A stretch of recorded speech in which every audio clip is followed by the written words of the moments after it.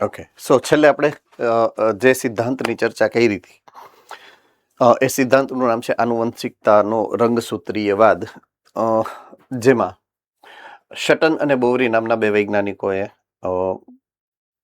જેને કહેવાય કે આધુનિક, થોડું એ સમયનું આધુનિક જે વિજ્ઞાન હતું, માઇક્રોસ્કોપ્સ છે, બરાબર છે, એની નીચે ગેમેટોજેનેસિસ અથવા તો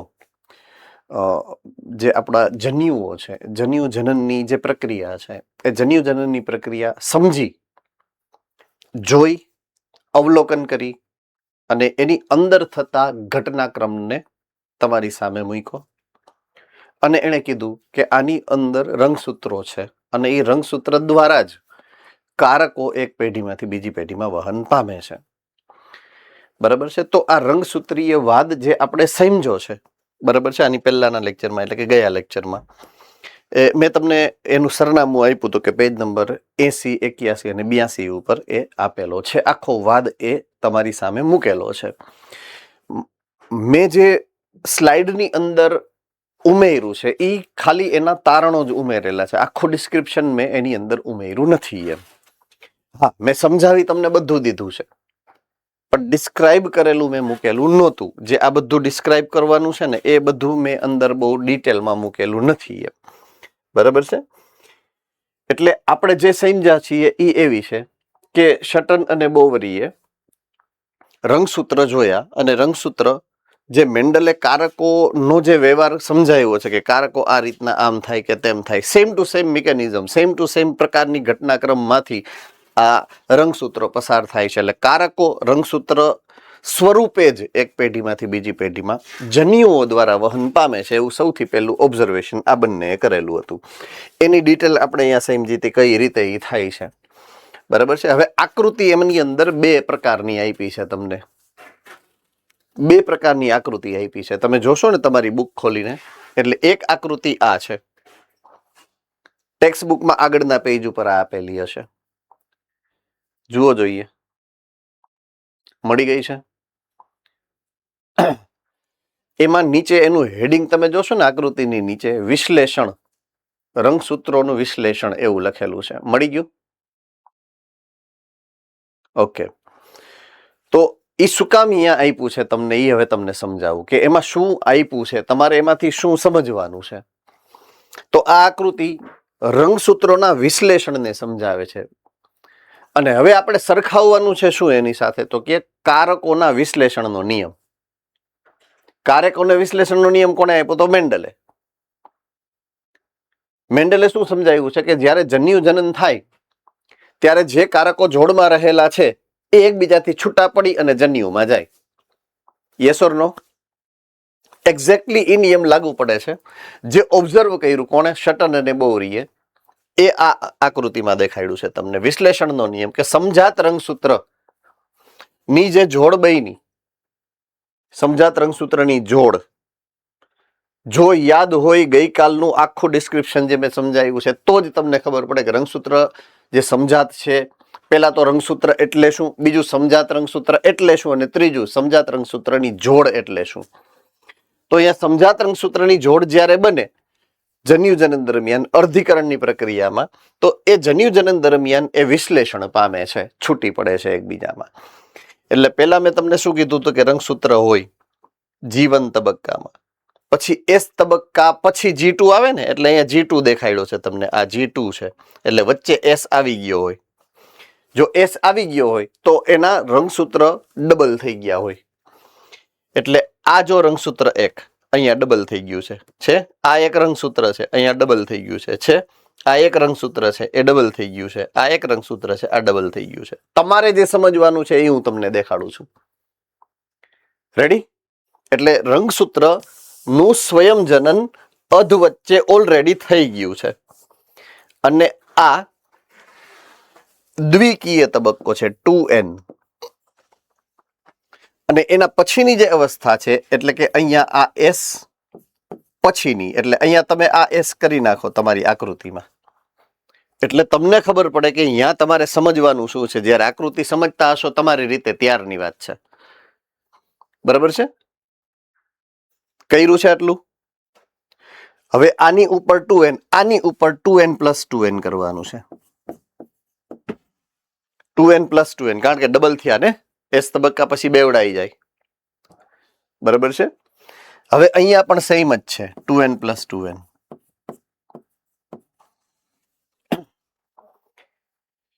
હવે અર્ધીકરણ 1 છે. આ અર્ધીકરણ 1 જુઓ, લખેલું જશે તમારી બુકની આકૃતિમાં.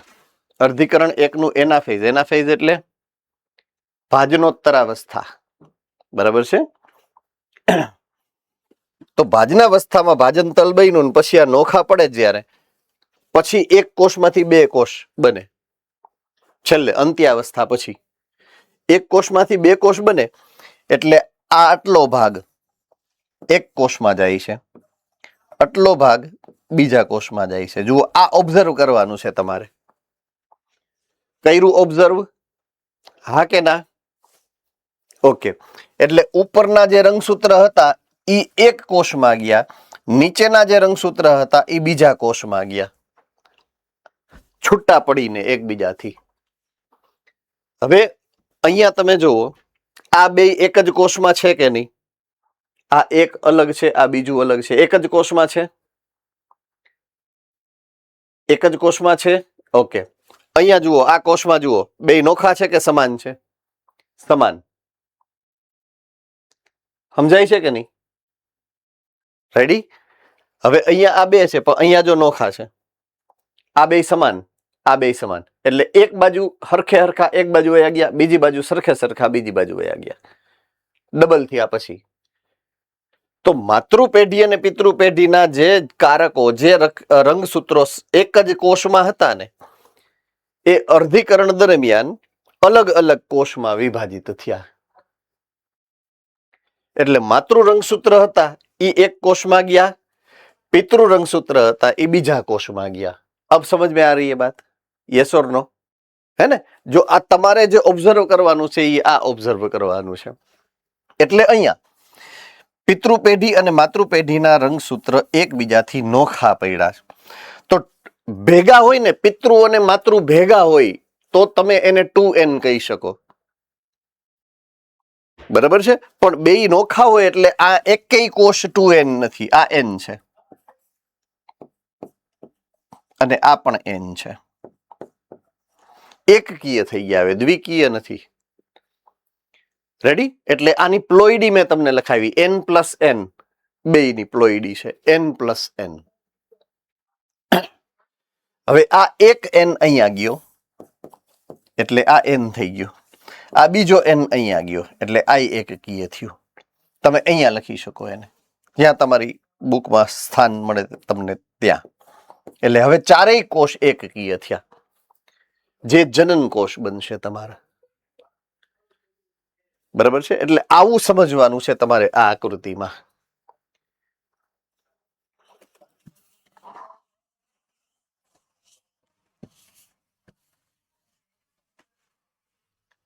જુઓ જોઈએ, એ આકૃતિ તમને પરફેક્ટલી સમજાઈએ કે જ્યારે જન્યુ જનન થાય ને ત્યારે માતૃ પેઢીના રંગસૂત્ર અને પિતૃ પેઢીના રંગસૂત્ર જે એક જ કોષમાં હતા એ બધા નોખા પડી અને અલગ અલગ કોષમાં વયા જાય. એટલે કાં તો જનન કોષમાં પિતૃ રંગસૂત્ર આવે અથવા તો માતૃ રંગસૂત્ર આવે, બેમાંથી એક જ આવે. ક્લિયર થઈ ગઈ વાત આખી? Yes or no? ગુડ. તો આ વિશ્લેષણનો નિયમ સમજાયો છે સટન અને બોવરીએ. ઓકે. હવે બીજો નિયમ છે મુક્ત વહેંચણીનો નિયમ. ડાયહાઇબ્રિડ ક્રોસ એટલે કે દ્વિસંકરણના નિયમ પછી આપેલો કારકોના મુક્ત વહેંચણીનો નિયમ. બરાબર છે. કારકોની મુક્ત વહેંચણીનો નિયમ. ઈ શું કહેતા હતા ભાઈ? એમાં કારકોની મુક્ત વહેંચણીના નિયમમાં આપણે શું સમજ્યા હતા કે દાખલા તરીકે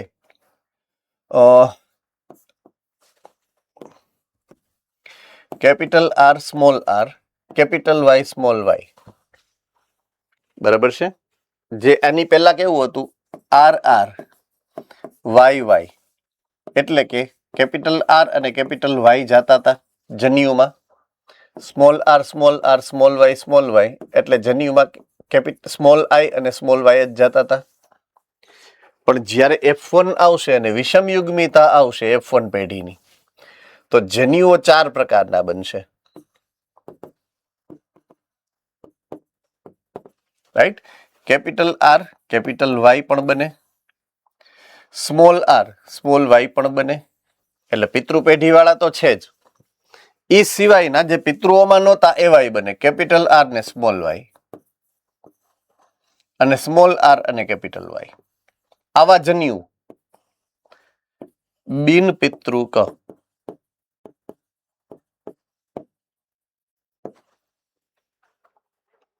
એ પણ બને. શું કામ? કારણ કે જે જનીન બીજના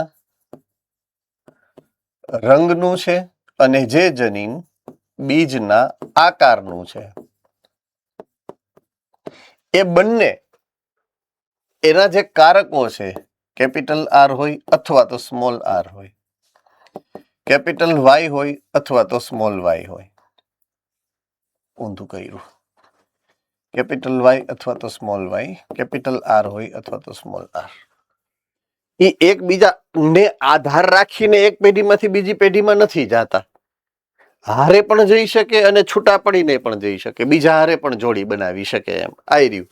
આ કેપિટલ આર પાસે બે વિકલ્પ છે, કેપિટલ આર પણ છે અને કેપિટલ વાય પણ છે અને સ્મોલ વાય પણ છે. એની પાસે તો બે વિકલ્પ આવી ગયા ને વિષમ યુગ્મિતા આવી ત્યારે. તો બે કારકો એકબીજા ઉપર આધારિત નથી. આ બે એકબીજા ઉપર આધારિત નથી. આ આની હારે જાય તો જ આ આની હારે જાય એવું જરૂરી નથી. Means capital R capital Y હારે જ જાય એવું જરૂરી નથી. કેપિટલ આર ને ચાન્સ મળે તો સ્મોલ વાય હારે પણ જઈ શકે. એમ રેડી? સમજાય છે? યસ ઓર નો? આ ઓલરેડી આપણે સમજી ચૂક્યા છીએ, હું રિવાઇઝ કરાવું છું. હવે એ જ સિદ્ધાંત અહીંયા પણ લાગુ પડે. આ આકૃતિ તમને આપેલી હશે બુકની અંદર, બરાબર છે? ઓકે. અહીંયા તમારે રંગ સરખાવશો એટલે ઓટોમેટિક ખબર પડી જશે. અહીંયા કયો રંગ દેખાય છે તમને? પહેલો ઓરેન્જ, બરાબર છે, અને અહીંયા યલો પીળો, હવે અહીંયા ગ્રીન, અહીંયા રેડ. યસ ઓર નો? આવું દેખાણું પેલા શક્યતામાં. હવે આ છે ઓરેન્જ, ઓરેન્જ, યલો, ગ્રીન અને રેડ. જોડી કેની છે? જો ઓરેન્જ અને ગ્રીનની, યલો અને રેડની. આ રંગસૂત્ર નંબર 1 છે આપણે એવું માનીએ, અને આ એક રંગસૂત્ર નંબર 2 છે એવું માની લઈએ છીએ. તો પેલા રંગસૂત્ર અને બીજા રંગસૂત્રમાં ઓરેન્જ ગ્રીન એકબીજાની સાથે છે. જો આવી રહ્યું એમ જ છે, ઓરેન્જ ને ગ્રીન જ છે. આ ઓરેન્જ છે, આ ગ્રીન છે, આ ઓરેન્જ છે, આ ગ્રીન છે. અને આ વાય એટલે કે યલો અને રેડ સાથે છે. તો અહીંયા યલો અને રેડ સાથે છે, યલો અને રેડ સાથે છે. બરાબર છે? આમાં કોઈને કઈ મુશ્કેલી છે? પરફેક્ટલી સમજાય છે? પણ એવું કમ્પલસરી નથી. કવિ એવું કહેવા માંગે છે, એવું કમ્પલસરી નથી. બરાબર છે? એવું બને કે આ એમનેમ રીએ કે ઓરેન્જ અહીંયા, યલો અહીંયા, પણ અહીંયા ઊંધાવડું થઈ જાય. રેડ અહીંયા આવી ગયું ને ગ્રીન અહીંયા આવી ગયું. બરાબર છે? હવે એવું શું કામ થઈ શકે? સિમ્પલ લોજિક થી તમારે મને એક્સપ્લેન કરવાનું છે. હું તમને હિન્ટ આપી દઉં, હિન્ટ, ક્વેશ્ચનના આન્સરની હિન્ટ આપી દઉં. અર્ધીકરણ 1, ભાજન, જે ભાજનાવસ્થા છે, ભાજનાવસ્થા 1, 2 ભાજનતલનું નિર્માણ. એને આધારે તમે સમજાવવો જોઈએ મને કે આવું શું કામ થઈ શકે.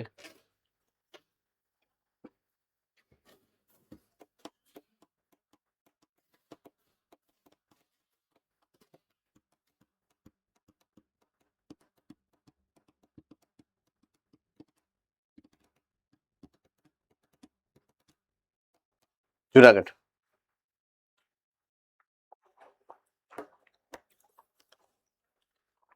Hello sir. બોલો. કારણ કે ઉપરના ત્રાકતંતુ ઈ ઉપરના રંગસૂત્ર હારે જોડાય, નીચેના ત્રાકતંતુ નીચેના, એટલે ઉપરના ઉપર જ જાય, નીચેના નીચે જ જાય.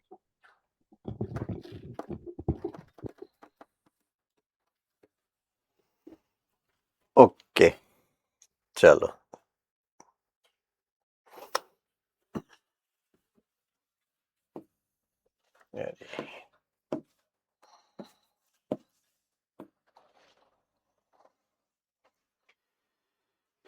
રંગસૂત્ર નંબર 1, રંગસૂત્ર નંબર 2,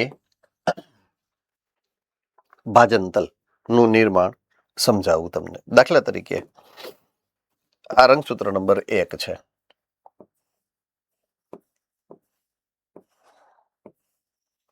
માતૃ માતૃ બરાબર છે.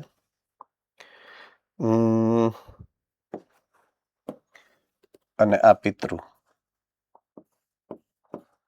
રંગસૂત્ર નંબર 1 નું આ પિતૃ છે. પિતૃ રંગસૂત્ર છે. બેવડું ભાજનતલ છે. રેડી? ઓકે. હવે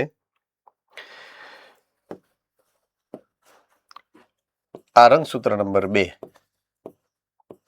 એનું પિતૃ રંગસૂત્ર, એની સામે હું માતૃ રંગસૂત્ર બનાવી દઉં બીજું. ગ્રે કરી નાખીએ. આ એનું માતૃ રંગસૂત્ર છે. હેડ્યું? બરાબર. હવે આમ અરેન્જ થાય જો આ રીતે, આ ભાજનતલ થઈ ગયું, તો આ એક દિશામાં જાય, આ એક દિશામાં જાય, આ એક દિશામાં જાય અને આ એક દિશામાં જાય. મીન્સ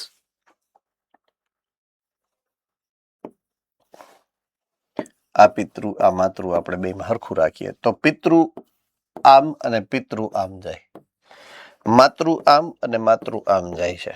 એટલે એક બાજુ માત્ર માતૃ રંગસૂત્ર જોવા મળશે, એક બાજુ માત્ર પિતૃ રંગસૂત્ર જોવા મળે. આવું સમજાઈ ગયું?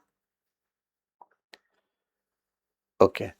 હવે આની બદલે જો આ રંગસૂત્ર આમ હોત તો ગોઠવણીમાં, એ તો પાણીમાં તરે છે ને, અંદર તો કોષ રસ છે, એટલે એ તો આમ પણ તરી હગે ને આમ પણ તરી હગે. અબ સમજ में आ रही है बात? તો આ થઈ ગયું ઊંધા આવડું.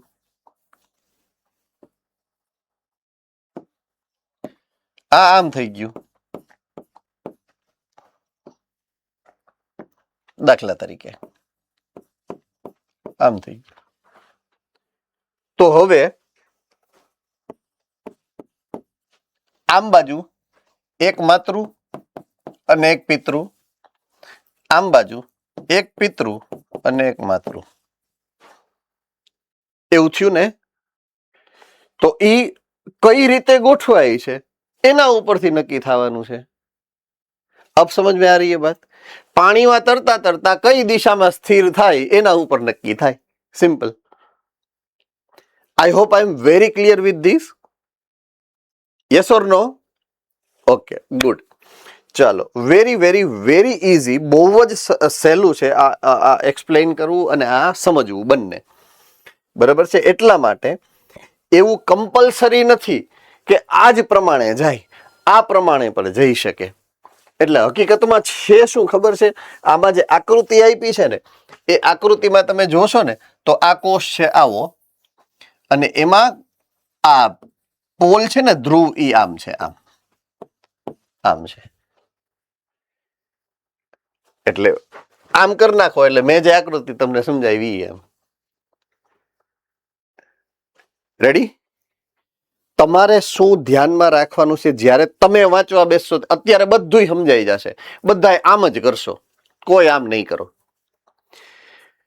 પણ આમાં જાહે ક્યારે નહીં ખબર છે? જ્યારે તમે વાંચવા બેસશો ને ત્યારે, કે આમાં વાં કીધું તું હું, આપણે સમજ્યું તું શું, અને આમાં અત્યારે છે હું, એ કાંઈ ભેરું નહીં થાય. એટલે ત્યારે તમારે શું યાદ રાખવાનું? હું જે પોઝિશન્સ સમજાવું છું એ તમે યાદ રાખશો એટલે ઓટોમેટિક તમને સમજાતું જશે કે મેં હું કીધું તું એમ. એટલે આના ધ્રુવ પ્રદેશો જો એટલા માટે જ તમને આકૃતિની અંદર આ આપ્યા છે, જો આમ. ઈ દિશા સમજાવે છે. રેડી? એટલે ખાસ એને ધ્યાનમાં લેજો.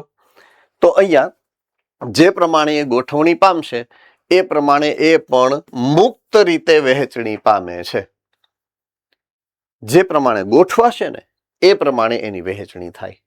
પિતૃ ભેગું પિતૃ જાય એવું જરૂરી નથી, પિતૃ ભેગા માતૃ પણ જાય. રેડી? ઓકે, તો આ થઈ ગયો આપણો સિદ્ધાંત આખો રંગસૂત્રવાદનો. બરાબર છે. હવે રંગસૂત્રવાદના સિદ્ધાંતને નિરૂપણ કરવાની જે પરિભાષા છે, વ્યાખ્યા જે આપી છે એમણે, એ વ્યાખ્યા અહીંયા પેજ નંબર ક્યાં ગયું, 83, 83 નંબરના પેજ ઉપર તમને ટેક્સ્ટ બુકમાં મળશે. પહેલો જ નાનો એવો પેરેગ્રાફ છે. લખેલું શું છે? સટન અને બોવરીએ તર્ક રજૂ કર્યો કે રંગસૂત્રની જોડ બનાવી અને અલગ પામવું પોતાની સાથે લઈ જઈ રહેલ કારકનું વિશ્લેષણનું કારક બને છે. એટલે મેન્ડલે કારકનું વિશ્લેષણ થાય એવું સમજાયું હતું. મેન્ડલે શું સમજાયું હતું? કારક નોખા પડે છે. Yes or no? ઓકે. હવે સટન અને બોવરીએ શું કીધું ખબર છે? રંગસૂત્રો નોખા પડે છે ને એટલે રંગસૂત્ર ઉપર રહેલા કારકો નોખા પડે છે. બરાબર છે. એટલે કે એને ઇનડાયરેક્ટલી એવું કહી દીધું કે કારકોનું નિવાસ સ્થાન કયું છે? રંગસૂત્ર. રંગસૂત્ર ઉપર કારકો રહેલા હોય છે. ચાલો બધાને થમ્સ અપ કરી દો જો એટલે મને ખબર પડે. Okay, good. એટલે કારકો રંગસૂત્ર ઉપર રહેલા હોય છે. એટલે કે જનીનો રંગસૂત્રો ઉપર રહેલા હોય છે. એટલે જનીનની વ્યાખ્યા મેં તમને સમજાવી હતી, કોઈકની યાદ હોય તો.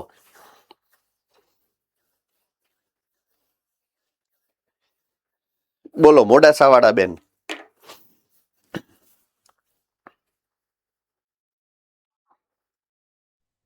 ડીએનએ પર રહેલા નાના ખંડ. ઓકે, હજી થોડુંક હતું કંઈક, થોડુંક હજી હતું કંઈક.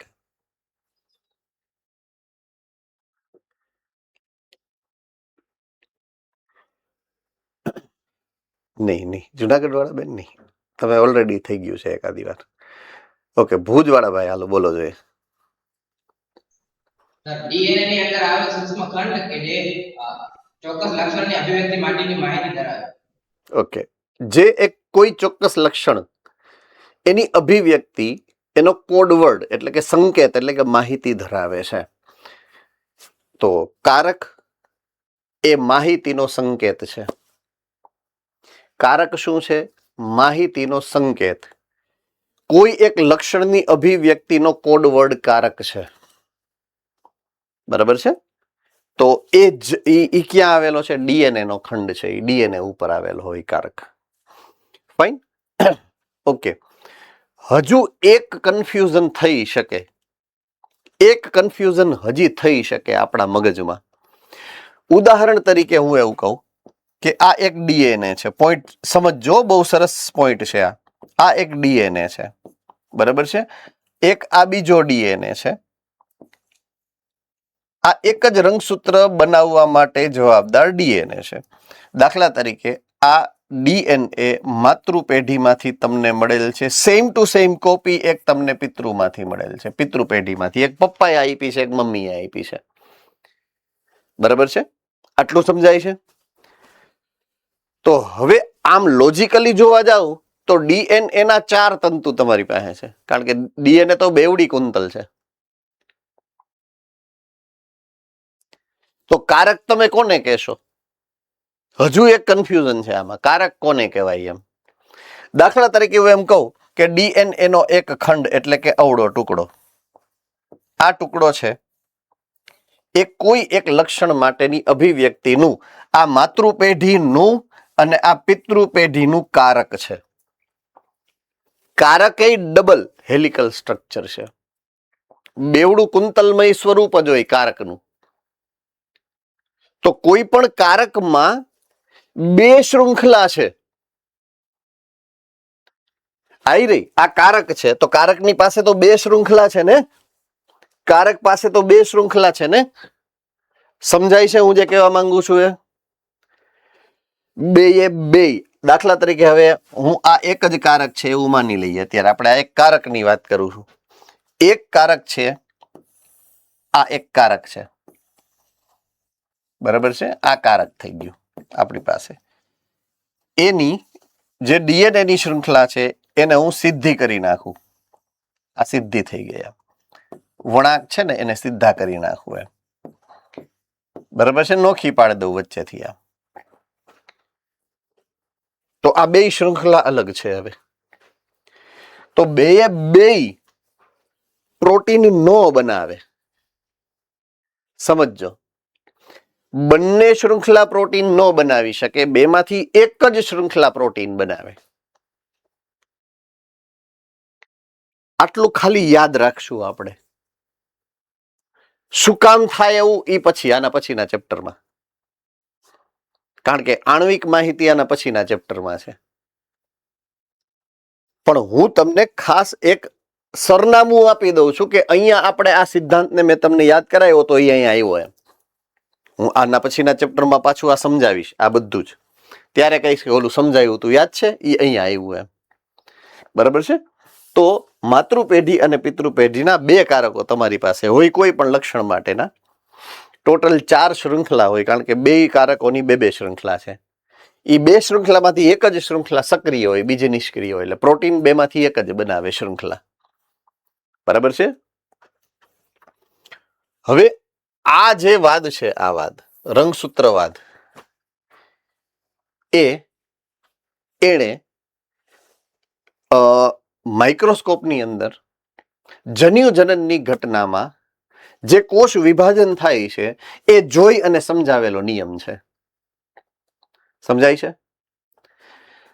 હવે આ નિયમની પુનઃ સંશોધન, પ્રાયોગિક સાબિતી હજુ બીજા વૈજ્ઞાનિક દ્વારા આપવામાં આવી છે. અને એ વૈજ્ઞાનિકનું નામ છે sir Thomas Hunt Morgan, TH Morgan. Quick gun Murugan નહીં. બરાબર? TH Morgan, Thomas Hunt Morgan. તો વાદ ઈ જ છે, શટન અને બોવરી રંગસૂત્રવાદ વારસાગમનનો, પણ એની જે પ્રયોગ દ્વારા બીજી વાર જે સાબિતી આપી કે ના બરોબર છે, આ જ વસ્તુ સાચી છે. બરાબર છે. હવે શટન અને બોવરીએ કીધું કે આમ થાય તેમ થાય, આમ થાય તેમ થાય, આમ થાય તેમ થાય. શું કામ થાય? શું કામ? એવું શું કામ થાય? એનું કઈક તો કારણ હશે ને. મેં તમને કીધું કે રંગસૂત્રો આમ ગોઠવાય ને આમ ગોઠવાય, એને થોડી ખબર હતી. ત્યારે ક્યાં સાયન્સ ટેકનોલોજી હતી? ત્યારે ક્યાં એ ચેપ્ટર નંબર 10 ધોરણ 11 નું ભણીને બેઠા હતા? તમે ભણીને બેઠા છો એટલે મેં તમને રેફરન્સ આપ્યો હતો. એને તો ખબર જ નહોતી ને. એટલે શટન અને બોવરીએ કીધું કે આ મુક્ત વહેંચણી પામે, મુક્ત વિશ્લેષણ થાય. પણ હું કામ થાય ભાઈ? એટલે TH મોર્ગને એને પૂછ્યું કે ભાઈ કેમ થાય? એ કે ઈ ખબર નથી. તો કાંઈ વાંધો નહીં, આપણે એની ઉપર પ્રયોગ કરીએ. એટલે TH મોર્ગન એ જાણવાનો પ્રયત્ન કર્યો કે મુક્ત વહેંચણી થાય છે હું કામ, કઈ રીતે ભાઈ? સમજાય છે ક્યાંથી આવ્યો આ પ્રશ્ન ને હું કામ એ વચ્ચે કૂદ્યા એમ? તો એની વચ્ચે કૂદવા પાછળનું કારણ એ હતું કે એ હવે એ સાબિત કરવા માંગે છે કે આવું શું કામ થાય છે. બરાબર છે. તો હવે એને દ્વિસંકરણના પ્રયોગોને ટાર્ગેટ કર્યા. શું કર્યું? દ્વિસંકરણના પ્રયોગોને ટાર્ગેટ કર્યા. કોષ વિભાજનની આ વિશેષ પદ્ધતિને કન્સિડર કરી, વનસ્પતિઓને નહીં. એ કે આપણે પ્રાણીઓની અંદર જઈએ. બહુ બધા પ્રયોગો થઈ ગયા વનસ્પતિ ઉપર, હવે પ્રાણીઓ ઉપર જઈએ. તો હવે પ્રાણીઓમાં મુશ્કેલી જીવનચક્રની પડી. એટલે પ્રાણીઓમાં એવું એને પ્રાણી ગોઈતું કે જેનું જીવનચક્ર ટૂંકું હોય, ઉછેર સહેલો. યાદ આવ્યું બધું? વટાણાનો છોડ શું કામ પસંદ કર્યો તો એની પાછળના કારણો, એ બધા કારણો એને અહીંયા લગાડ્યા. એનું ક્રોસિંગ એટલે કે સંકરણ થવું જોઈએ, નર ને માદા સહેલાઈથી ઓળખાઈ જવી જોઈએ, ફળદ્રુપ સંતતિ ઉત્પન્ન કરી શકતી હોય, ઉછેર સહેલો હોય, ખાવાનું ઓછું દેવું પડે, નહીં તો ખર્ચો ખાવાનો મારી નાખે એને. હાથી થોડો ઉછેરાય કઈ, એને મારી નાખે, છોતા કાઢી નાખે. એના બિલ જ એટલા આવે ને કે બીજા બે ત્રણ ઇન્સ્ટિટ્યૂટ થઈ જાય, રિસર્ચ ઇન્સ્ટિટ્યૂટ. તો એટલા માટે થઈ અને એણે ફળમાખી ડ્રોસોફિલા મેલેનોગેસ્ટર ની પસંદગી કરી અને એની ઉપર પ્રયોગો શરૂ કર્યા. તો આપણે હવે વાત કરીએ છીએ આનુવંશિકતાનો જે રંગસૂત્રવાદ છે ને એના પ્રાયોગિક જે સાબિતી છે એ છે જેને આપી છે થોમસ હન્ટ મોર્ગન નામના વૈજ્ઞાનિક તમારી સામે અહીંયા. અને એ ટી.એચ. મોર્ગનના જે પ્રયોગો છે એ પ્રયોગની આખી માહિતી આપું તો શું કામ એને સૌથી પહેલા તો ડ્રોસોફિલા જ શું કામ પસંદ કરી એના કારણો અહીંયા રજૂ કરેલા છે. તો ડ્રોસોફિલા ને પસંદ કરવા પાછળનું પહેલું કારણ પ્રયોગશાળામાં સંશ્લેષિત માધ્યમમાં ઉછેરી શકાય. સંશ્લેષિત માધ્યમ એટલે ખાવાનું. આ ટેસ્ટ ટ્યુબ છે એની અંદર આ જે ખાવાનું રાખેલું છે ને કે જેમાં એ ઉછેર કરી શકે એને સંશ્લેષિત માધ્યમ કહેવાય. આ સંશ્લેષિત માધ્યમ છે એમાં એને ઉછેરી શકાય સરળતાથી. બરાબર છે. એટલે જેટલા જોઈ એટલી સંતતિ તમે ઉત્પન્ન કરી શકો. બીજું, પોતાનું જીવન ચક્ર ટૂંકું છે, 2 અઠવાડિયાનું જીવન ચક્ર. બરાબર છે. એટલે 1 મહિનામાં 4 પેઢી જોઈ શકો. 2 પેઢી એની પહેલાની ને પછાની ટોટલ 4 પેઢી તમે જોઈ શકો મહિનામાં. બરાબર છે. સમગ્ર વર્ષ દરમિયાન સંતતિ સર્જન દર્શાવે. એને શિયાળો ઉનાળો ચોમાસું કઈ લાગે વળગે નહીં. બહારના માધ્યમથી એને કોઈ એની ટૂંકમાં પ્રજનન ઋતુ નથી એની ચોક્કસ. એક જ મૈથુનથી માખીઓ વિપુલ સંતતિ એટલે ઈંડા વધારે મૂકે અને કેટલી બધી સંતતિઓ ઉત્પન્ન કરી શકે. કીટકોની નિશાની છે. બધા કીટકો આવા જ હોય. કીટકોમાં 1-2 ઈંડા ન હોય. કીટકોમાં ઈંડા ને રંગલા હોય ને સંતતિ ઉત્પન્ન થાય એટલે આમ ઉભરાય આવે ચારે બાજુ. નર અને માદાની સહેલાઈથી ઓળખ થઈ શકે. અહીંયા લખેલું જ છે જો આકૃતિમાં. આ નાનો હોય બચાડો નર હોય, સ્વાભાવિક છે બચાડા, હે ને? અને વિશાળ હોય ને આમ એ માદા હોય. વુમન એમ્પાવરમેન્ટ કહેવાય એને. રાઈટ. તો નર અને માદા સહેલાઈથી ઓળખે. જે મોટા કદના હોય એ માદા પ્રાણીઓ છે અને નાના કદના છે એ નર પ્રાણીઓ છે. આનુવંશિક વિવિધતાઓના અનેક પ્રકાર અને સૂક્ષ્મદર્શક યંત્ર એટલે કે એને તમે માઇક્રોસ્કોપમાં સરળતાથી જોઈ શકો. વિવિધ એના લક્ષણો છે એને સરખાવી શકો. ટૂંકમાં આપણે કેમ વટાણાની અંદર લક્ષણોને સરળતાથી સરખાવી શકાતા એવી રીતના આના લક્ષણોને પણ તમે સરળતાથી સરખાવી શકો. ઓકે. હવે એમણે જે પ્રયોગો કરી અને જે સિદ્ધાંત આપ્યો ને એ સિદ્ધાંતનું નામ અહીંયા તમારી સામે લખ્યું છે મેં. સહલગ્નતા અને પુનઃ સંયોજન. પુનઃ સંયોજન શબ્દ તમારા માટે નવો નથી. આઈ થિંક પુનઃ સંયોજન શબ્દ નવો નથી. ચેપ્ટર નંબર 10 ધોરણ 11 માં આવ્યો છે. પુનઃ સંયોજન, વ્યતિકરણ અને પુનઃ સંયોજન યાદ આવ્યું હે ને? તો અર્ધીકરણમાં જે પુનઃ સંયોજન શબ્દ છે ને એના જન્મદાતા ટી.એચ. મોર્ગન છે. આપ સમજ में आ रही है बात? એટલે હવે આપણે અર્ધીકરણની પ્રક્રિયાના સંશોધન તરફ જઈએ છીએ. મેં તમને એવું કીધું હતું કે સૌથી પહેલા અર્ધીકરણને જોયું કોણે? શટન અને બોવરીએ. અને અર્ધીકરણની આખી પ્રક્રિયા સ્ટેપ વાઇઝ કે પેલા આમ થાય પછી આમ થાય ને વ્યતિકરણ થાય ને આ થાય ને પુનઃ એ બધું એક્સપ્લેન કરવા વાળા વૈજ્ઞાનિક છે ટી.એચ. મોર્ગન. એટલે તમે જે અર્ધીકરણની પ્રોસેસ આખી ભણ્યા ને એ ટી.એચ. મોર્ગનનું સંશોધન છે હકીકતમાં. કોનું છે? ટી.એચ. મોર્ગનનું. શું કામ એને એ સંશોધન કર્યું? કે એ સમયમાં જ્યારે શટન અને બોવરીએ રંગસૂત્રવાદ આપ્યો ત્યારે એને કીધું કે ભાઈ સ્વીકારી લીધો તમારો વાદ કે ભાઈ રંગસૂત્રો સ્વતંત્ર વહેંચણી પામે છે, એની ઉપરના કારકો મુક્ત વિશ્લેષણ પામે છે. મેં માની લીધું. પણ શું કામ? તો એ મને નથી ખબર. એટલે કે તો આપણે એ જાણવું છે. એટલે એને પ્રયોગ કરીને એ સિદ્ધાંતને મૂક્યો. બરાબર છે. અને આજે તમે એને ચેપ્ટર નંબર 10 માં ભણી ગયા અર્ધીકરણ સ્વરૂપે.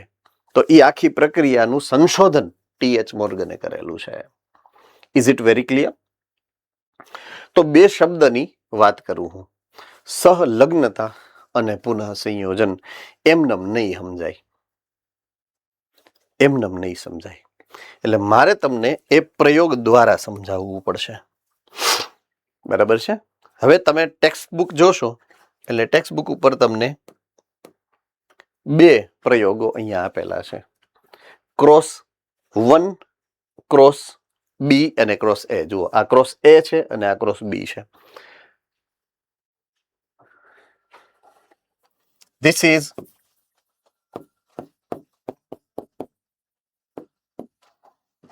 Most important for NEET. બરાબર છે? એટલે આ ખાસ ઈ સંદર્ભે તમારે યાદ રાખવાનું છે. એટલે હું અહીંયા છું, ક્રોસ એ અને ક્રોસ બી. બરાબર છે? જો બધા મળી ગયું છે તમને ક્રોસ એ ક્રોસ બી બંને? ઓકે. હવે ક્રોસ એ ને હું વળગું, ક્રોસ એ ને, તો એમાં આ એક પિતૃ છે અને આ બીજો પિતૃ છે. પિતૃ 1 અને પિતૃ 2. હવે છે મધમાખી, સોરી, શું કહેવાય, ડ્રોસોફિલા, ફળમાખી. આ ડ્રોસોફિલા છે.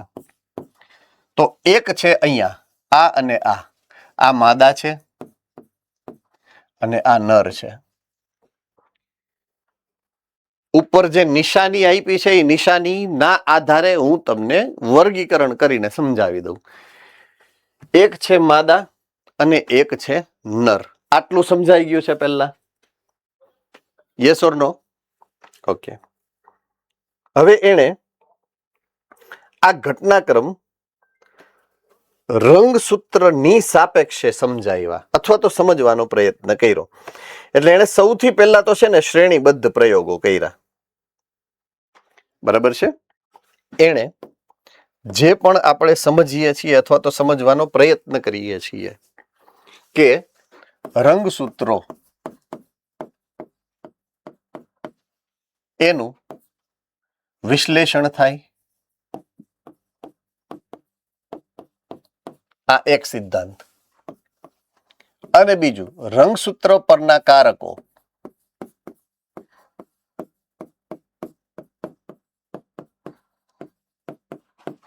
એ મુક્ત વિશ્લેષણ પામે.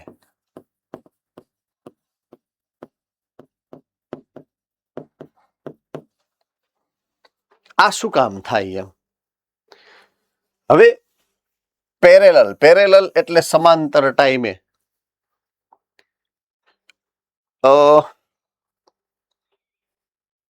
સ્ટીવન્સ, આઈ થિંક સ્ટીવન્સ, કોઈક વૈજ્ઞાનિક હતા, લેડી, એણે પણ રંગસૂત્ર કેટલા પ્રકારના હોઈ શકે એનું વર્ગીકરણ કર્યું હતું. એ સમયે કે રંગસૂત્રોના પ્રકાર હોય.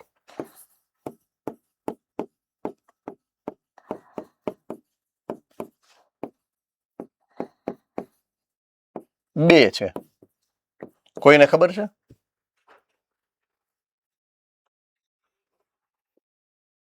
ઓકે. દૈહિક રંગસૂત્રો અને લિંગી રંગસૂત્રો. દૈહિક રંગસૂત્રો અને લિંગી રંગસૂત્ર. બરાબર છે? દાખલા તરીકે મનુષ્યની વાત કરીએ તો મનુષ્યની અંદર 23 જોડ રંગસૂત્ર છે. તો 1 થી 22 દૈહિક રંગસૂત્ર છે અને 23મી જોડ છે ને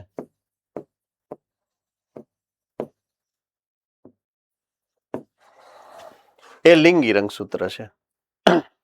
આટલું સમજાય છે? Yes or no? ઓકે. હવે આ બેયમાં ફરક શું?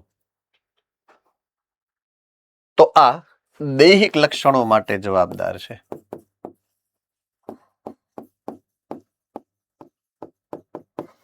અને આ પ્રજનન સંબંધિત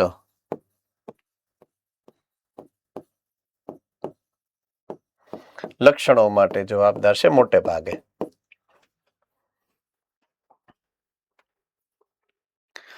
જેના દ્વારા નર છે કે માદા એના લક્ષણો નક્કી થતા હોય એ લિંગી રંગસૂત્ર.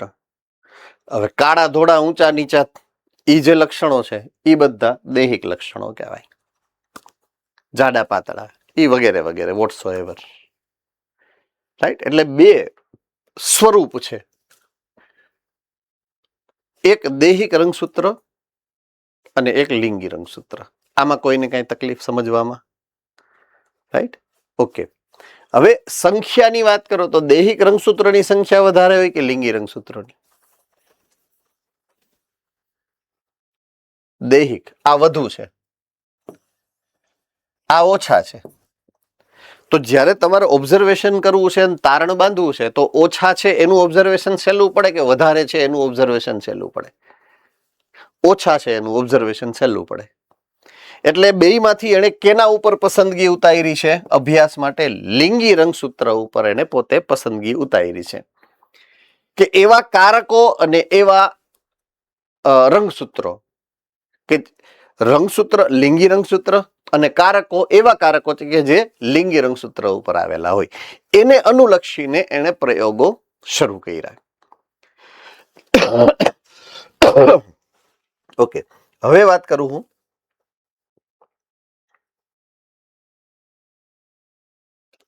આ આકૃતિની. ફરીથી જ્યાં હતો ત્યાં પાછો આવી ગયો આકૃતિ ઉપર.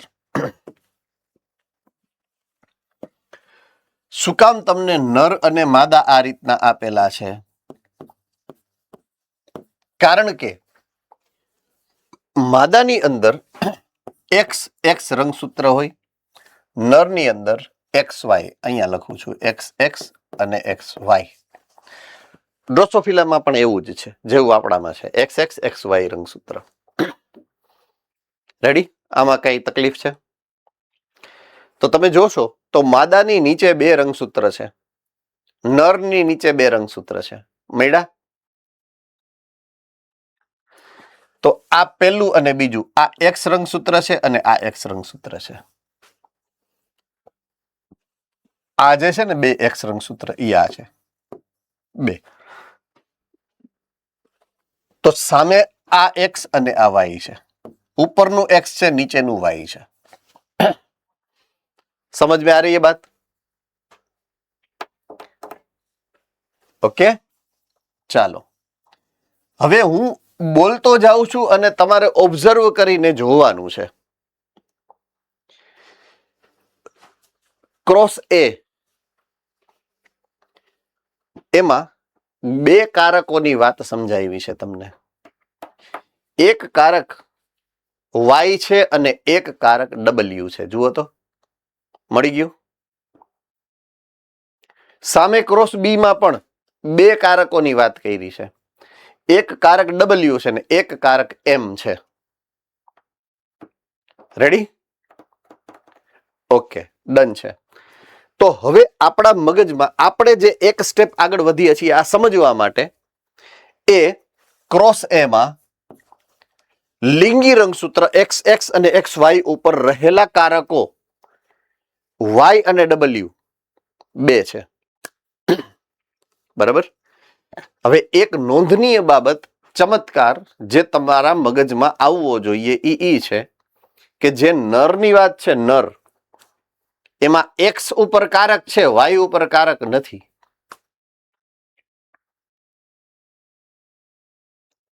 છે? જુઓ જોઈ.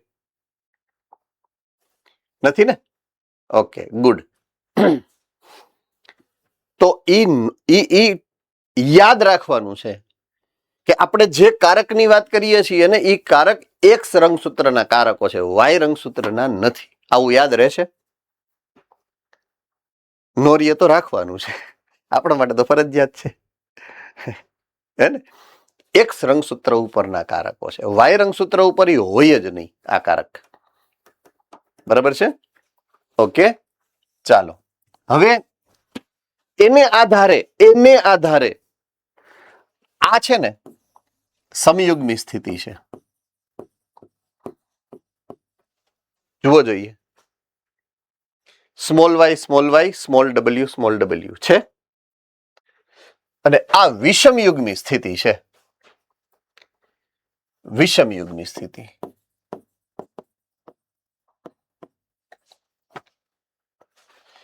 એમાં વાય ની ઉપર પ્લસ કરેલું છે અને એમ ની ઉપર પ્લસ કરેલું છે. જુઓ તો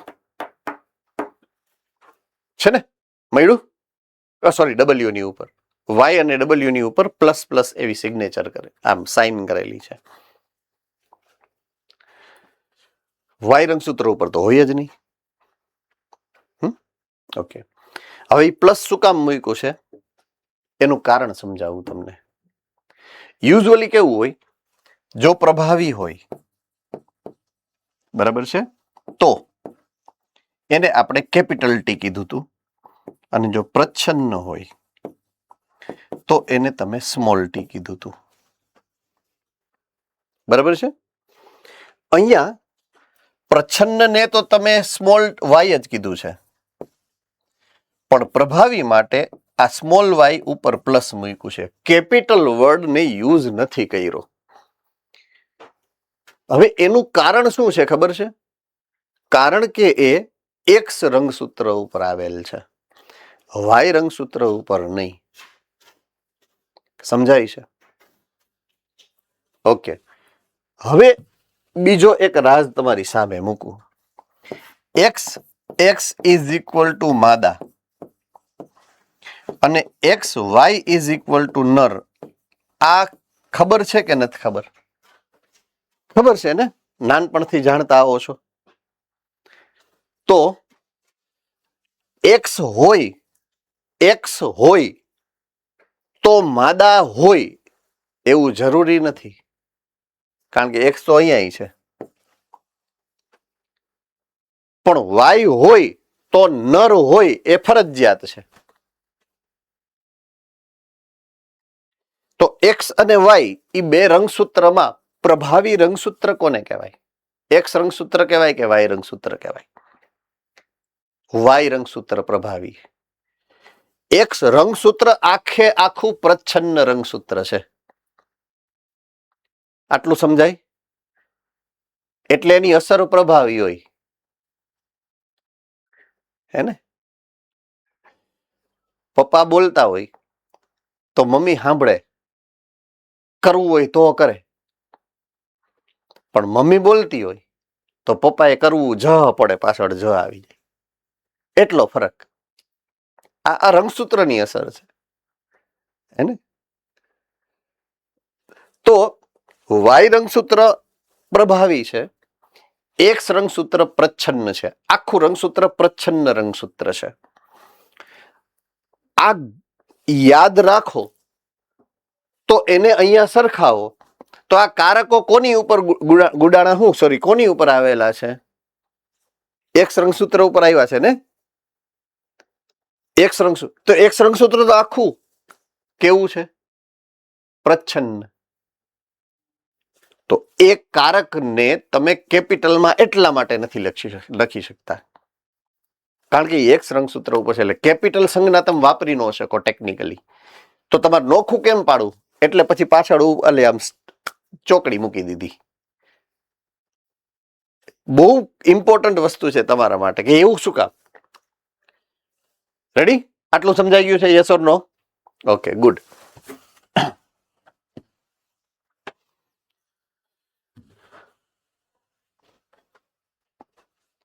હવે હું એના પછી નીચે આપેલા શબ્દ ઉપર જાઉં છું.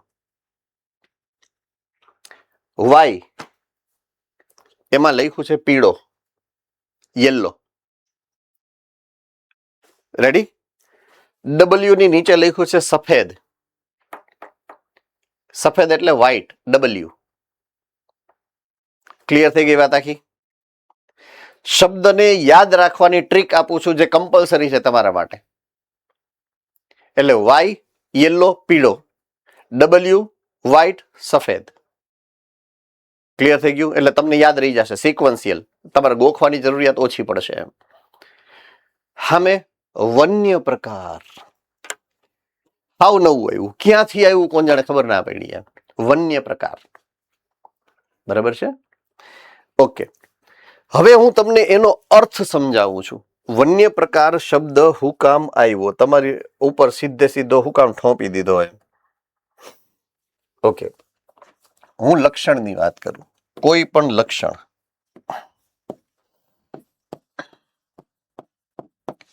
એની બે અભિવ્યક્તિ છે. એક છે પ્રભાવી અભિવ્યક્તિ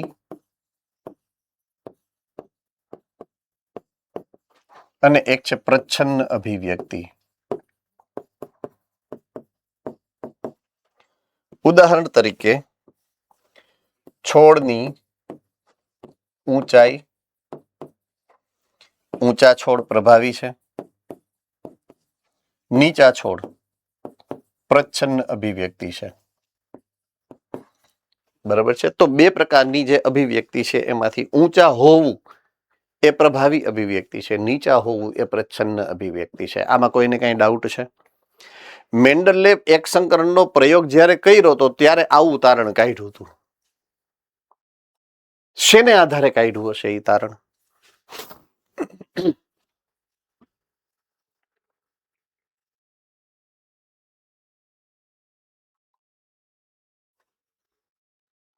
ગુરુકુલ.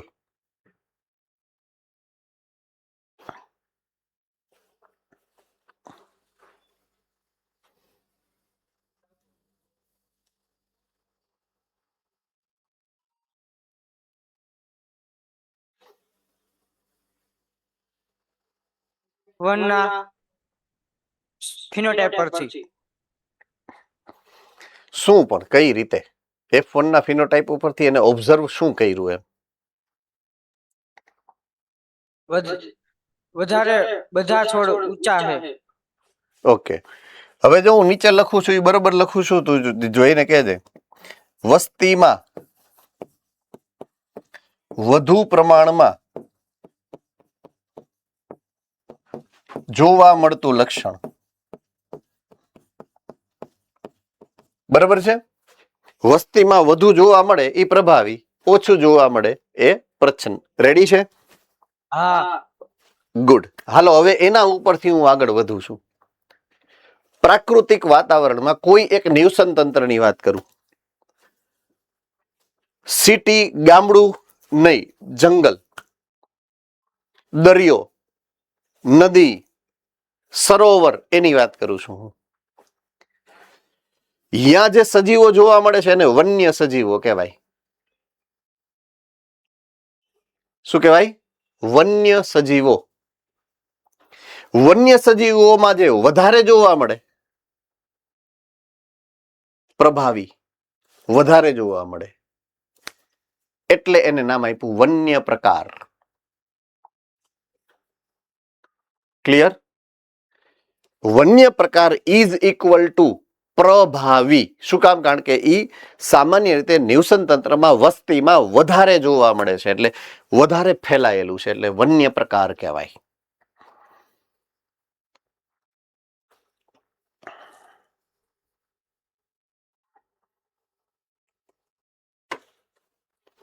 ટૂંકમાં વન્ય પ્રકાર એટલે પ્રભાવી. બરાબર છે? તો આ પ્રભાવી છે.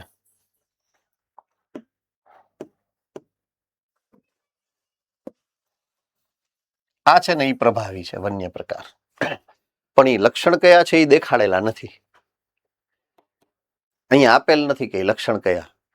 આ પ્રચ્છન્ન લક્ષણ છે, પીળા અને સફેદ. પણ શું પીળું ને શું સફેદ ઈ હવે હું તમને કહું છું.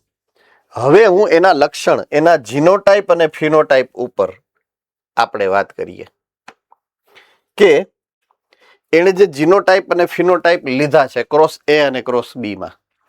ક્રોસ એ ના બે જીનોટાઇપ લીધા છે. દ્વિસંકરણનો પ્રયોગ છે. પહેલું લક્ષણ શરીર, દેહનો રંગ છે. શું છે? દેહનો રંગ. લક્ષણ નંબર 1 ક્રોસ એ નો.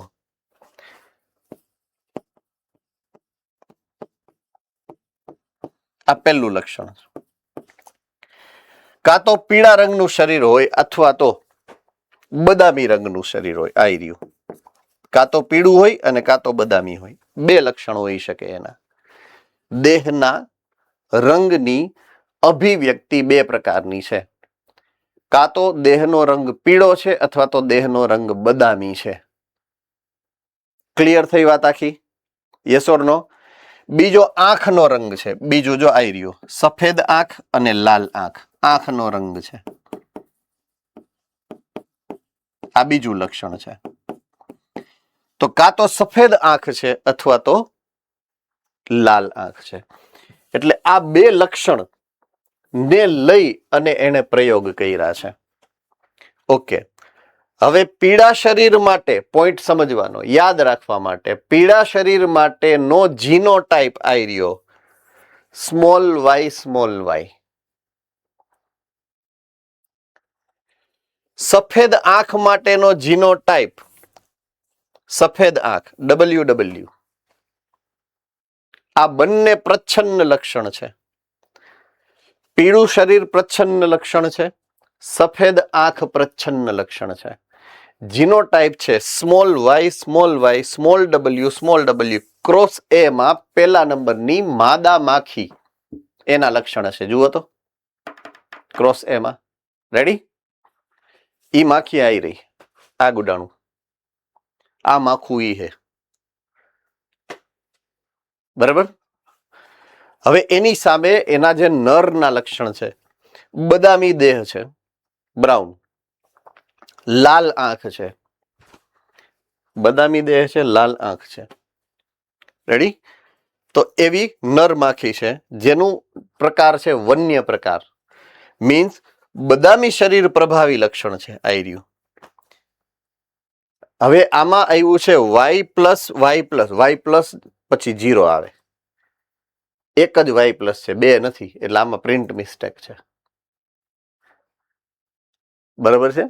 y પ્લસ 0 અને w પ્લસ 0 એવું હોય. 0 શું કામ? કારણ કે y રંગસૂત્ર ઉપર ઈ નથી. y પ્લસ 0 અને w પ્લસ 0 એવી રીતના લખવાનું છે એને. એટલે આનો જીનોટાઇપ કેવો થાય?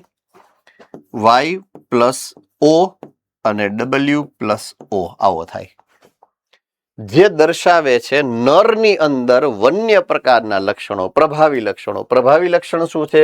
બદામી દેહ અને લાલ આંખ. શું છે? બદામી દેહ અને લાલ આંખ. આપણા માટે આ નીટના MCQ માટે યાદ રાખવું ફરજિયાત છે. પ્રયોગમાં યાદ રીએ નો રીએ એનાથી ડાયરેક્ટલી આમ જે સમજવાનું છે એના માટે આ છે જ નહીં. ટૂંકમાં આપણે જે સમજશું ને હમણાં, તમને આખો પ્રયોગ સમજવાનું એમાં કઈ છે જ નહીં, બરાબર છે? ઓકે, હવે આપણે સમજવાનું શું છે એની વાત કરું.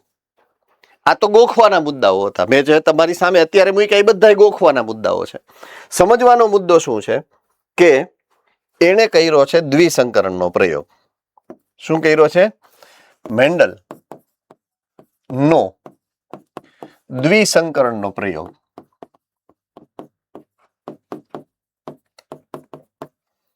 ઓકે, હવે F2 સંતતિ, એમાં પિતૃક સંયોજન અને માતૃ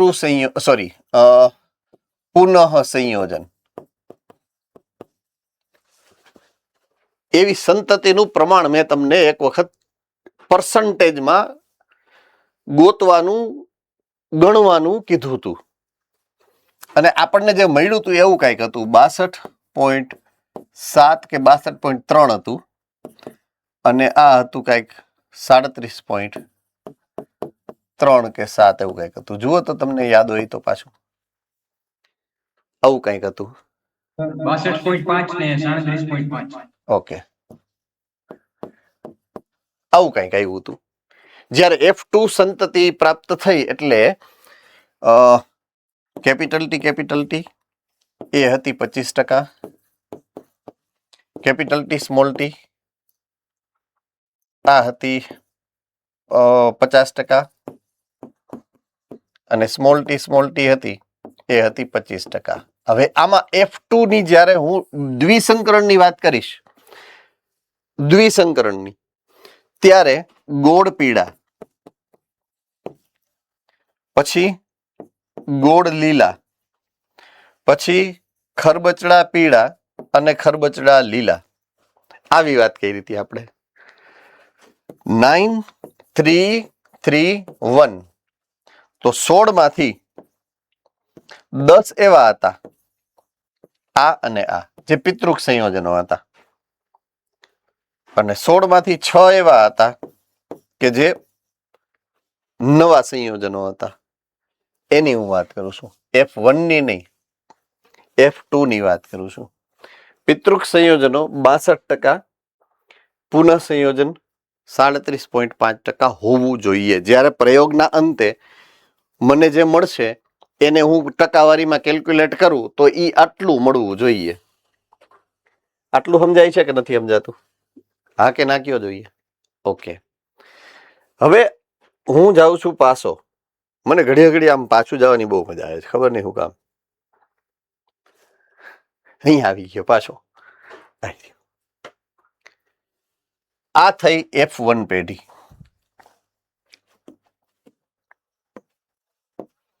F1 પેઢી આમાંથી મળી છે અને આ છે F2 પેઢી જે આમાંથી મળી છે. બરાબર છે? આટલું સમજાય છે? ઓકે. હવે પહેલા તો પિતૃ પેઢી P માંથી F1 માં શું થાય છે જુઓ. આ XX છે અને આ XY છે. આ બે માંથી એક અહીંયા આવે અને આ બે માંથી એક અહીંયા આવે. હા કે ના? આ બે માંથી જે આવે એ X જ આવે. આની પાસે બે વિકલ્પ છે, X અથવા તો Y. રાઈટ? તો અહીંયા એક બાજુ એકમાંથી X આવ્યો, એકમાંથી X આવ્યો એટલે બે X આવ્યા. જુઓ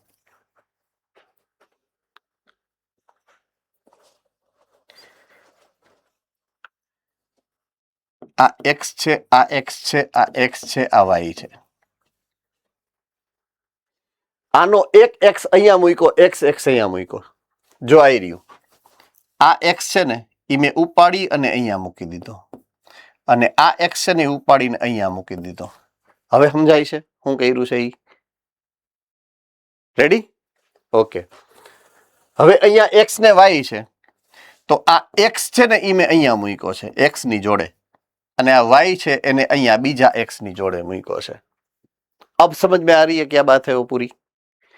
એટલે એક X અહીંયાથી આવ્યો, એક X અહીંયાથી આવ્યો, એક X અહીંયાથી આવ્યો, એક Y અહીંયાથી આવ્યો. એટલે આ થઈ ગઈ તમારી F1 પેઢીની સંતતિ. તો અહીંયા જે સ્ટાર વાળા હતા, સ્ટાર વાળા એ અહીંયા આવી ગયા. જોયા? તો પ્રભાવી લક્ષણ અહીંયા શિફ્ટ થઈ ગયું માદામાં છે. એટલે માદા કેવી થઈ ગઈ? વન્ય પ્રકાર. નર કેવો થઈ ગયો? પીળો, પ્રચ્છન્ન લક્ષણ વાળો, પીળો સફેદ, સફેદ આંખ ને પીળો શરીર એવો થઈ ગયો. રેડી? એટલે પ્રચ્છન્ન લક્ષણ નરમાં આવ્યા, પ્રભાવી લક્ષણ માદામાં આવ્યા. શું કામ આવ્યા એની પાછળનું કારણ મેં તમને એક્સપ્લેન કર્યું છે. હવે આનું સેલ્ફિંગ થાય. રાઈટ? તો જ્યારે આની વચ્ચે સંકરણ થાય અને પ્રયોગના પ્રમાણે સંતતિઓ મળવી જોઈએ. સંતતિનું પ્રમાણ 62.5 વર્સેસ 37.5 મળવું જોઈએ કે ન મળવું જોઈએ? એને ગણ્યું ને તો કેટલું મળ્યું જુઓ. પિતૃ પેઢીનું અને પુનઃ સંયોજિત પ્રકાર કેટલો મળ્યો જુઓ તો 98.7 1.3 એક ટકુડી મળી ખાલી પુનઃ સંયોજન. 1% સંતતિમાં પુનઃ સંયોજિત સ્વરૂપ મળ્યું, બાકી નહીં. એટલે મૂંઝાણા ભાઈ. અરે યાર, सोचा नहीं था तकदीर यहाँ लाएगी है, मंजिल से पहले ही जान चली जाएगी है? क्या सोचा था और क्या पाया? ये सोचा था, ये पाया. है ने?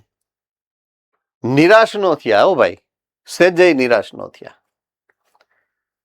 લક્ષણ બદલાવ્યા, બે અલગ લક્ષણો લીધા. ક્રોસ બી, એક લક્ષણ ઈદનું ઈજ રાખ્યું, એક લક્ષણ બદલાયું. રાઈટ? જુઓ એના બે લક્ષણો કયા છે? યસ, સફેદ આંખ, લાલ આંખ ઈ એમ રાખ્યું ડબલ્યુ વાળું, સફેદ આંખ લાલ આંખ એમ રાખ્યું. લક્ષણ બદલાયું બીજું, પાંખની લંબાઈ, ટૂંકી પાંખ અને લાંબી પાંખ. બરાબર છે. ટૂંકી પાંખને કહેવાય લઘુપંખ, લાંબી પાંખ છે એ મોટી પાંખ છે. આ લક્ષણ બદલાયું એને. પાછો પ્રયોગ કર્યો. બરાબર છે. પાછો પ્રયોગ કર્યો. અહીંયા તમે જુઓ એના genotype WWMM, small w small m small m. તો સ્મોલ w પ્રચ્છન્ન લક્ષણ સફેદ આંખ, સ્મોલ m પ્રચ્છન્ન લક્ષણ ટૂંકી પાંખ. એની સામે વન્ય પ્રકાર એટલે કે ડોમિનન્ટ પ્રભાવી લક્ષણ capital W plus small w plus 0, Y રંગસૂત્ર 0 એટલે અહીંયા પાછું આ નો આવે, 0 આવે, અહીંયા 0 આવે એટલે M+0 અને W+0 એવું એનો જીનોટાઈપ છે. બરાબર છે. લાલ આંખ અને મોટી પાંખ બે લક્ષણો પ્રભાવી. એટલે લક્ષણ બદલાવી અને એને જ્યારે પ્રયોગ કર્યો સેમ ટુ સેમ બધું જે મેં તમને અહીંયા સમજાયું હતું એ બધા જ નિયમો અહીંયા લાગુ પડે. x રંગસૂત્ર, xy રંગસૂત્ર, x અહીંયાથી, x અહીંયાથી, y x અહીંયાથી, y અહીંયાથી. પહેલી પેઢી આવી, પછી પહેલી પેઢી, પછી બીજી પેઢી આવી. બીજી પેઢી આવી ને ત્યારે હવે આ જુઓ તો જરાક, આને અને આને સરખાવો તો ઓલમોસ્ટ આવી ગયું. તો મેન્ડલ ખોટા નથી, શટન બૌરી એ ખોટા નથી, એ ક્યાં ખોટા હે? બધાય હાચા. મેન્ડલે હાચા, શટન એન્ડ બૌરી એ હાચા, એ હાચા, બધાય હાચા. તો આવું શું કામ?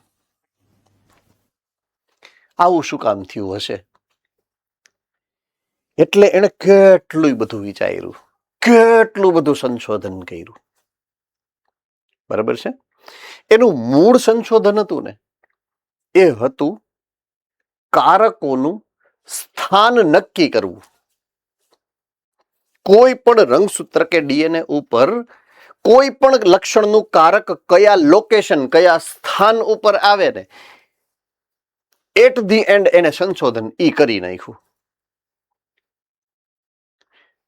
અને એને જોયું.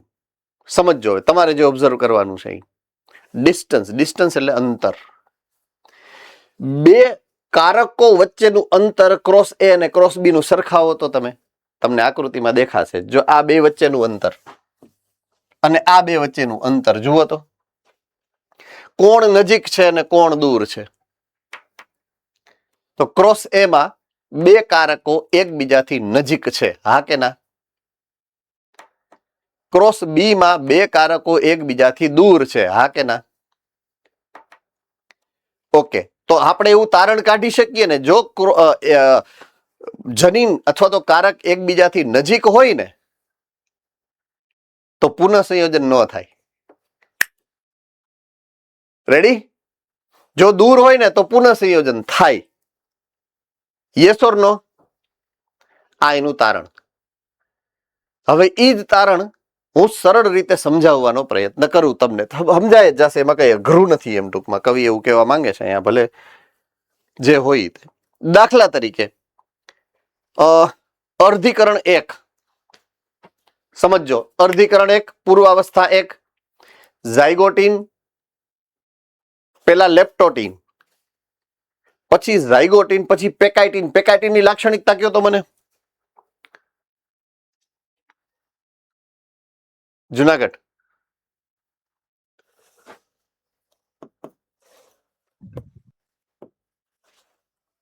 નથી ગયો અવાજ. હાલો. વ્યતિકરણ. વ્યતિકરણનો અર્થ એવો થાય કે આ એક માતૃ પેઢીનું રંગસૂત્ર છે. દાખલા તરીકે રંગસૂત્ર નંબર 1 છે અને એનું જ આ એક પિતૃ પેઢીનું રંગસૂત્ર છે. ઈજ ને ઈજ. આ થઈ ગઈ સમજાત રંગસૂત્રની જોડ. એ જ્યારે એકબીજાની સાથે એકબીજાથી ઉપર ગોઠવાય ત્યારે કોઈ એક જગ્યાએથી એ એકબીજાથી આ રીતના ગૂંચરું બની જાય. આવું. યસ ઓર નો? હા કે ના? રાઈટ? ઓકે. હવે તમે એવું વિચારો કે ઓલા બે એટલે કે કેપિટલ સ્મોલ ડબલ્યુ અને સ્મોલ વાય અને સ્મોલ ડબલ્યુ અને સ્મોલ એમ આવી રીતના લોકેટેડ છે. આ રીતના આ સ્થાને છે. એટલે આ ડબલ્યુ છે, આ વાય છે, આ એમ છે, એવું આપણે માનીએ છીએ. તો બધાયમાં એમ જ હોય. આ વાય છે, આ ડબલ્યુ છે, આ એમ છે, આ વાય છે, આ ડબલ્યુ છે, આ એમ છે. બરાબર છે? હું આને રંગ બદલાવું તો કેવું રહી? મોટું કરી દઈએ આપણે.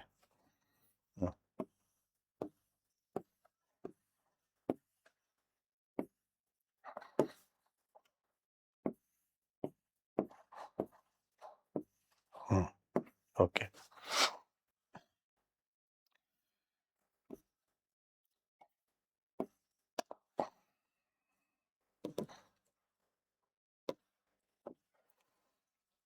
હા, 1 2 3. 1 2 3. 1 2 3. 1 2 3. ઓકે. પહેલું કયું છે એમાં? ડબલ્યુ છે? વાય.